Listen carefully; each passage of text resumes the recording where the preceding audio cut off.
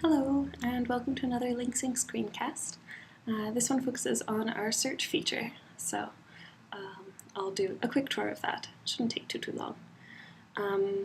We're in a different corpus than my others have been, my other screencasts have been, but it has a lot of the same data as my other corpora because I've just been using the sample Quechua data from for most of these.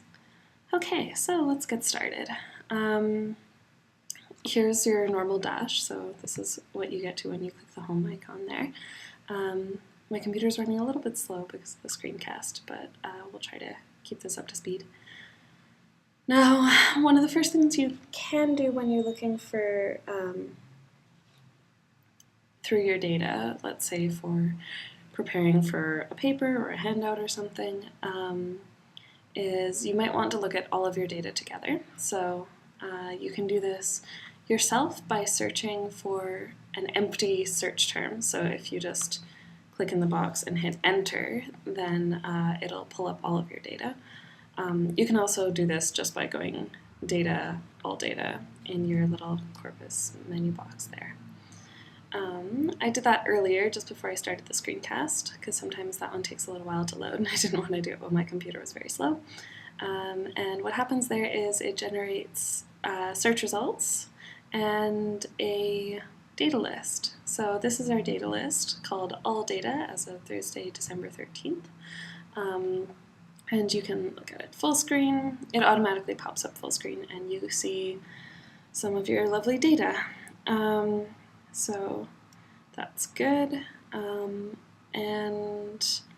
it's not very focused. So let's say you want to make a smaller data set focusing on some transitive verbs.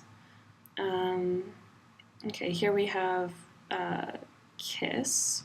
So we know that we have at least one that has kiss in the gloss. So we can either go up here and go gloss kiss and search for that, which I just did there, and you can see the search result pop up in the very bottom left there.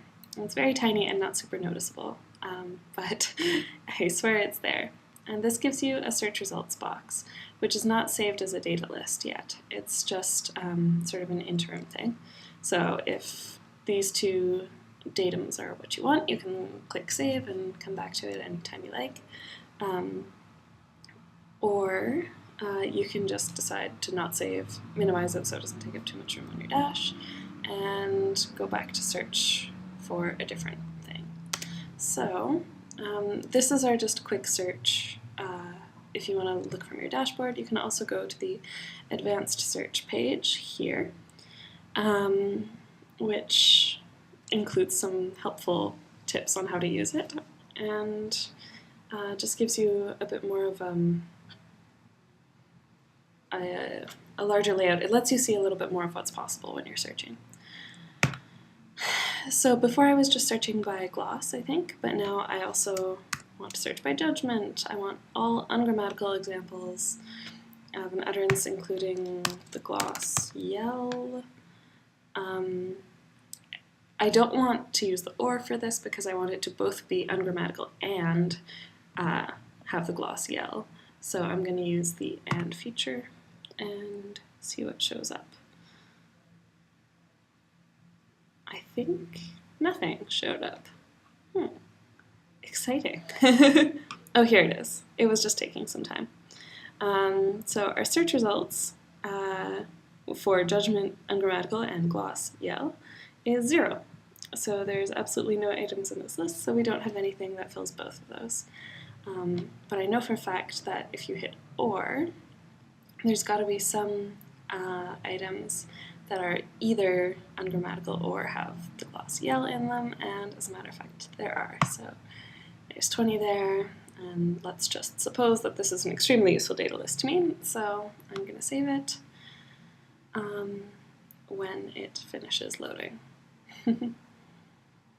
You can also see up here that this is how you would type that in if you wanted to do that exact search directly from your desktop. So the same sort of thing where you have your field and then a colon and then your search term. and you use all caps for whether you want to do an or search or an and search. And this is just not letting me save this. Oh well. Search is still a little finicky sometimes, and running the screencast at the same time is maybe not the healthiest for it. Okay, here we go. It is functional, I promise. And then when you save that, you'll get a data list a little lower down. Here we go. And that is a data list like any other, so you can give it a title. Let's say I want its title to be brother. So it's a normal data list at this point. You can give it a title like data for talk about ungrammaticality in Quechua, and live with it like that. So, and